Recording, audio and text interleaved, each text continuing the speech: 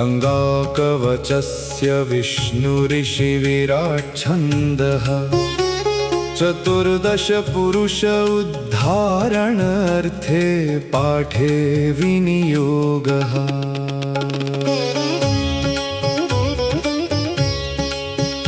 ॐ द्रव्यरूपा महाभागा स्नाने च तर्पणेऽपि च अभिषेके पूजने च पातु मां शुक्लरूपिणी। विष्णुपादप्रसूतासि वैष्णवी नामधारिणी पाहि मां सर्वतो रक्षेत् गंगा त्रिपथगामिनी।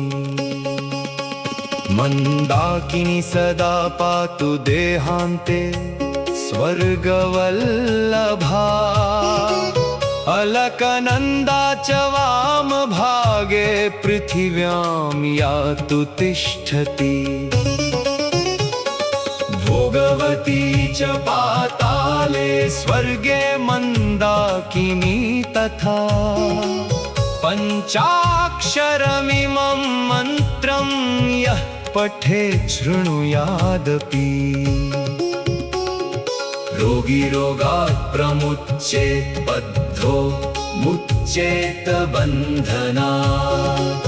गुर्विणी जनयेत् पुत्रं वन्ध्या पुत्रवती भवेत्। गङ्गास्मरणमात्रेण निष्पापो जायते नरः यः पठेत् गृहमध्ये तु गंगा स्नानफलं लभेत्।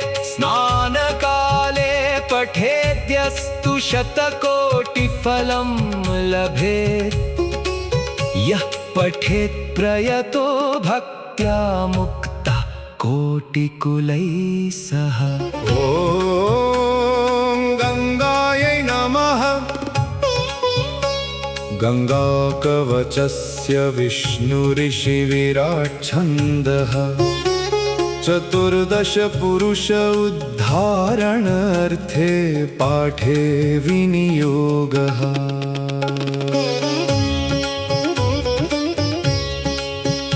ॐ द्रव्यरूपा महाभागा स्नाने च तर्पणेऽपि च अभिषेके पूजने च पातु मां शुक्लरूपिणी। विष्णुपादप्रसूतासि वैष्णवी नामधारिणी पाहि मां सर्वतो रक्षेत् गंगा त्रिपथगामिनी। मन्दाकिनी सदा पातु देहान्ते स्वर्गवल्लभा अलकनन्दा च वामभागे पृथिव्यां यातु तिष्ठति। भोगवती च पाताले स्वर्गे मन्दाकिनी तथा पञ्चाक्षरमिमं मन्त्रं यः पठेत् शृणुयादपि रोगी रोगात् प्रमुच्येत् बद्धो मुच्येत बन्धनात्। गुर्विणी जनयेत् पुत्रं वन्ध्या पुत्रवती भवेत्। गङ्गास्मरणमात्रेण निष्पापो जायते नरः यः पठेत् गृहमध्ये तु गंगा स्नानफलं लभेत्। स्नानकाले पठेद्यस्तु शतकोटिफलं लभेत्। यः पठेत् प्रयतो भक्त्या मुक्तः कोटिकुलैः सह।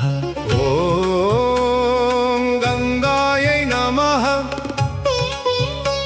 गङ्गाकवचस्य विष्णुरिषिविराट् छन्दः चतुर्दश पुरुष उद्धारणार्थे पाठे विनियोगः।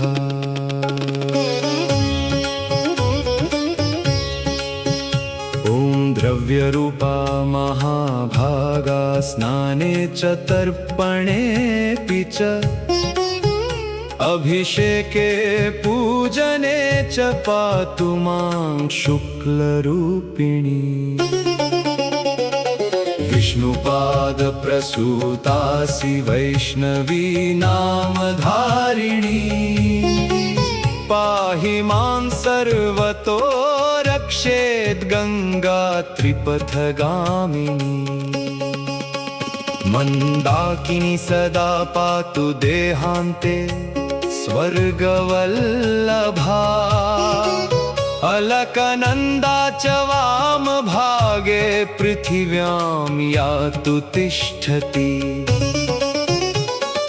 भोगवती च पाताले स्वर्गे मन्दाकिनी तथा पञ्चाक्षरमिमं मन्त्रं यः पठेत् शृणुयादपि रोगी रोगात् प्रमुच्येत् बद्धो मुच्येत बन्धनात् गुर्विणी जनयेत् पुत्रं वन्ध्या पुत्रवती भवेत् गङ्गा स्मरणमात्रेण निष्पापो जायते नरः यः पठेत् गृहमध्ये तु गङ्गा स्नानफलं लभेत् स्नानकाले पठेद्यस्तु शतकोटिफलं लभेत् यः पठेत् प्रयतो भक्त्या मुक्ता कोटिकुलैः सह ॐ गङ्गायै नमः गङ्गाकवचस्य विष्णुऋषिविराट् छन्दः चतुर्दश पुरुष उद्धारणार्थे पाठे विनियोगः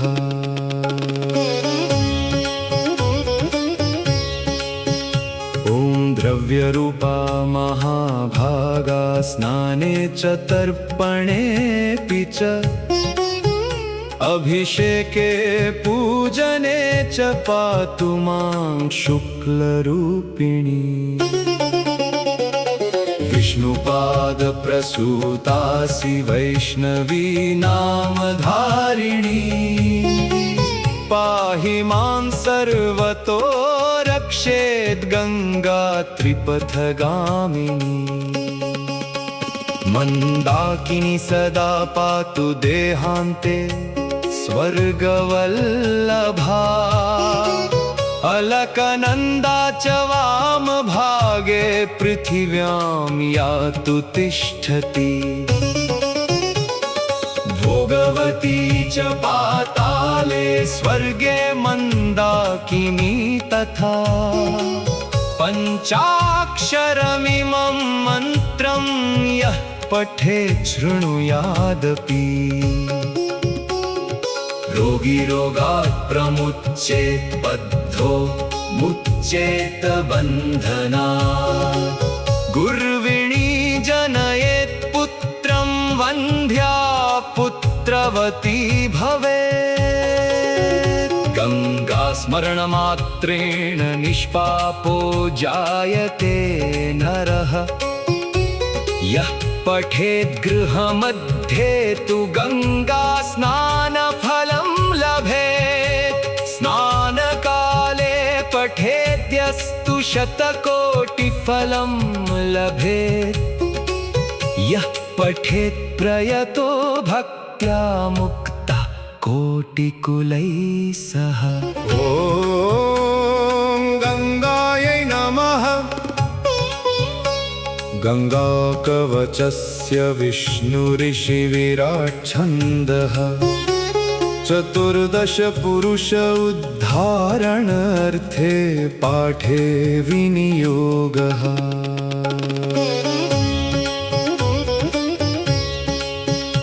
ॐ द्रव्यरूपा महाभागा स्नाने च तर्पणेऽपि च अभिषेके पूजने च पातु मां शुक्लरूपिणी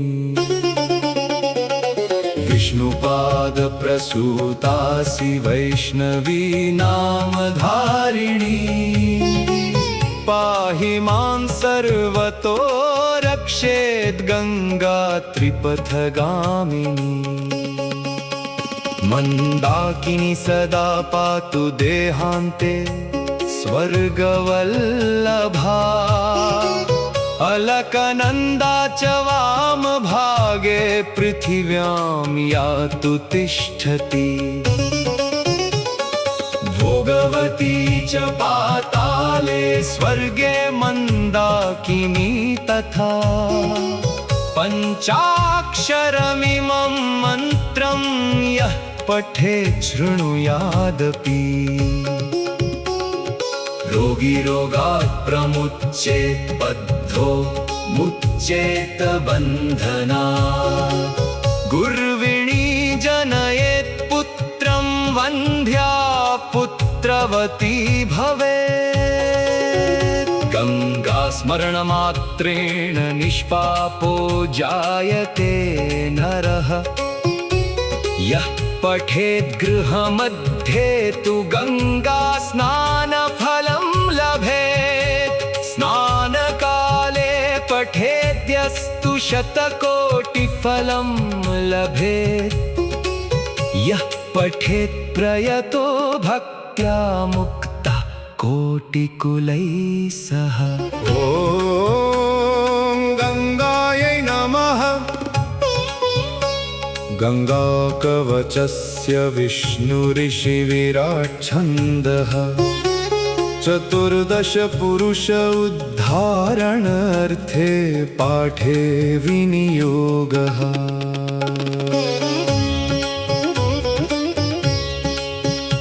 ॐ द्रव्यरूपा महाभागा स्नाने च तर्पणेऽपि च अभिषेके पूजने च पातु मां शुक्लरूपिणी विष्णुपाद प्रसूतासि वैष्णवी नामधारिणी पाहि मां सर्वतो रक्षेत् गंगा त्रिपथगामिनी मंदाकिनी सदा पातु देहान्ते स्वर्गवल्लभा अलकनन्दा च वामभागे पृथिव्यां यातु तिष्ठति भोगवती च पाताले स्वर्गे मन्दाकिनी तथा पञ्चाक्षरमिमं मन्त्रं यः पठेत् शृणुयादपि रोगी रोगात् प्रमुच्येत् बद्धो मुच्येत बन्धनात् गुर्विणी जनयेत् पुत्रं वन्ध्या पुत्रवती भवेत् गंगा स्मरणमात्रेण निष्पापो जायते नरः यः पठेत् गृहमध्ये तु गंगा स्नानफलं लभेत् स्नानकाले पठेद्यस्तु शतकोटिफलं लभेत् यः पठेत् प्रयतो भक्त्या मुक्तः कोटिकुलैः सह। ॐ गंगायै नमः। गंगाकवचस्य विष्णुऋषिविराट् छन्दः चतुर्दश पुरुष उद्धारणार्थे पाठे विनियोगः।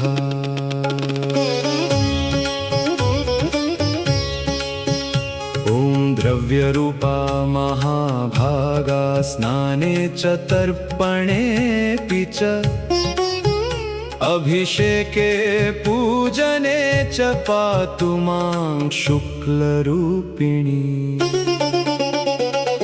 विष्णुपाद प्रसूतासि वैष्णवी नामधारिणी पाहि मां सर्वतो रक्षेत् गंगा त्रिपथगामिनी मन्दाकिनी सदा पातु देहान्ते स्वर्गवल्लभा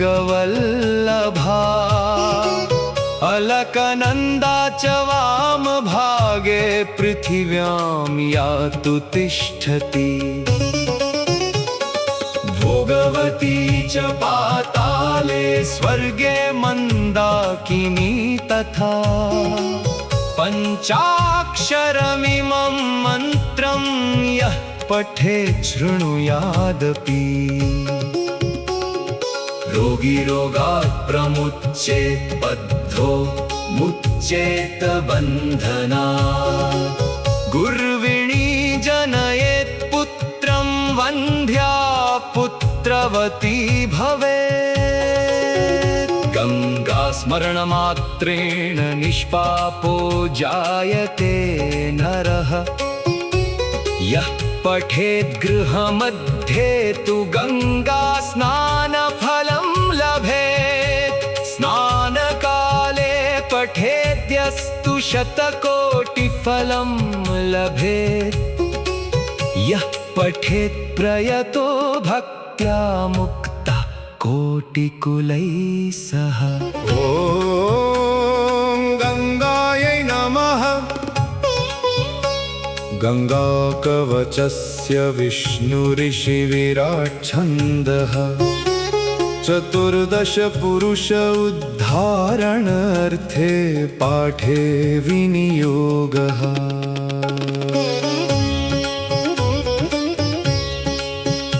ॐ द्रव्यरूपा महाभागा स्नाने च तर्पणेऽपि च अभिषेके पूजने च पातु मां शुक्लरूपिणी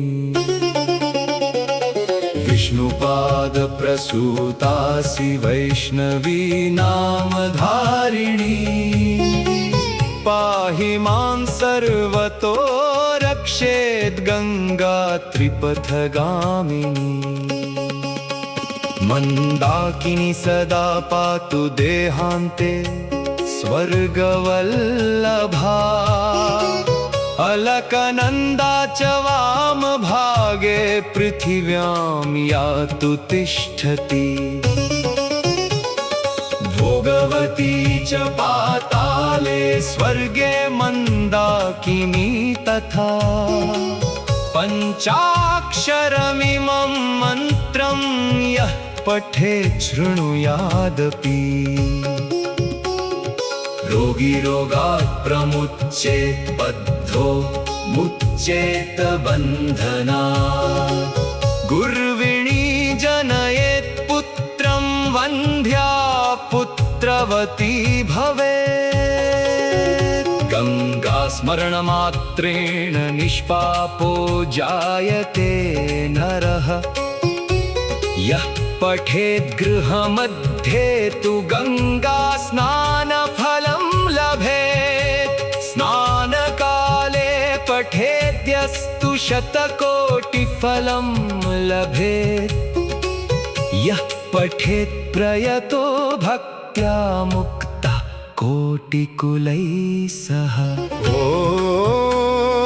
गंगायै नमः। गंगाकवचस्य विष्णुऋषिविराट् छन्दः चतुर्दश पुरुष उद्धारणार्थे पाठे विनियोगः।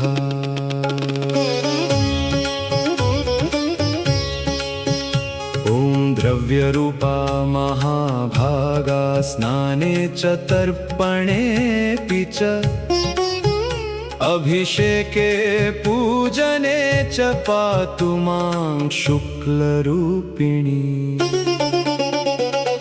विष्णुपादप्रसूतासि वैष्णवी नामधारिणी पाहि मां सर्वतो रक्षेत् गंगा त्रिपथगामिनी मन्दाकिनी सदा पातु देहान्ते स्वर्गवल्लभा अलकनन्दा च वामभागे पृथिव्यां यातु तिष्ठति भोगवती च पाताले स्वर्गे मन्दाकिनी तथा पञ्चाक्षरमिमं मन्त्रं यः पठेत् शृणुयादपि रोगी रोगात् प्रमुच्येत् बद्धो मुच्येत बन्धनात् गुर्विणी जनयेत् पुत्रं वन्ध्या पुत्रवती भवेत् गङ्गास्मरणमात्रेण निष्पापो जायते नरः यः पठेत् गृहमध्ये तु गङ्गास्नानफलं लभेत् स्नानकाले पठेद्यस्तु शतकोटिफलं लभेत् यः पठेत् प्रयतो भक्त्या मुक्तः कोटिकुलैः सह ॐ गङ्गायै नमः गङ्गाकवचस्य विष्णुऋषिविराट्छन्दः चतुर्दश पुरुष उद्धारणार्थे पाठे विनियोगः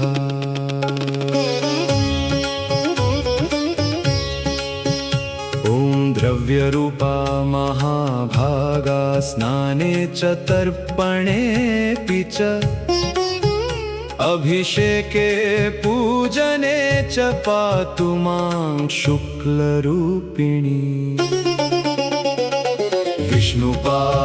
विष्णुपादप्रसूतासि वैष्णवी नामधारिणी पाहि मां सर्वतो रक्षेत् गङ्गा त्रिपथगामिनी मन्दाकिनी सदा पातु देहान्ते स्वर्गवल्लभा अलकनन्दा च वामभागे पृथिव्यां यातु तिष्ठति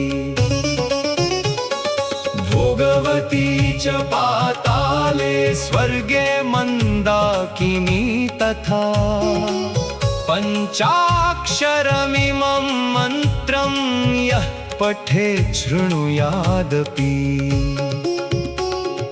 रोगी रोगात् प्रमुच्येत् बद्धो मुच्येत बन्धनात् गुर्विणी जनयेत् पुत्रं वन्ध्या पुत्रवती भवेत् गङ्गास्मरणमात्रेण निष्पापो जायते नरः यः पठेत् गृहमध्ये तु गङ्गास्नानफलं लभेत् स्नानकाले पठेद्यस्तु शतकोटिफलं लभेत् यः पठेत् प्रयतो भक्त्या मुक्तः कोटिकुलैः ॐ गङ्गायै नमः गङ्गाकवचस्य विष्णुऋषिविराट्छन्दः चतुर्दश पुरुष उद्धारणार्थे पाठे विनियोगः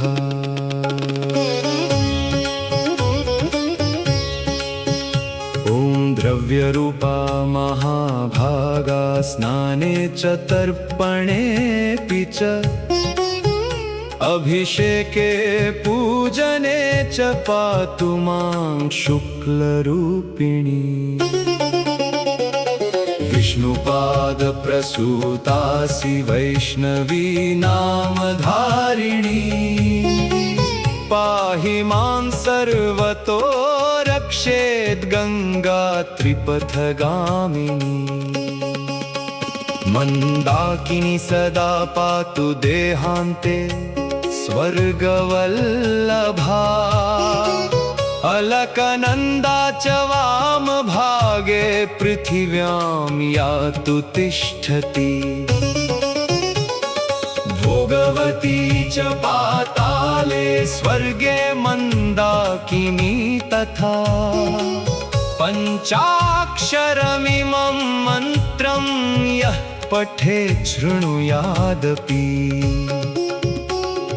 रोगी रोगात् प्रमुच्येत बद्धो मुच्येत बन्धनात् गुर्विणी जनयेत् पुत्रं वन्ध्या पुत्रवती भवेत् गंगा स्मरणमात्रेण निष्पापो जायते नरः यः पठेत् गृहमध्ये तु गंगा स्नानफलं लभेत् स्नानकाले पठेद्यस्तु शतकोटिफलं लभेत् यः पठेत् प्रयतो भक्त्या मुक्तः कोटिकुलैः सह।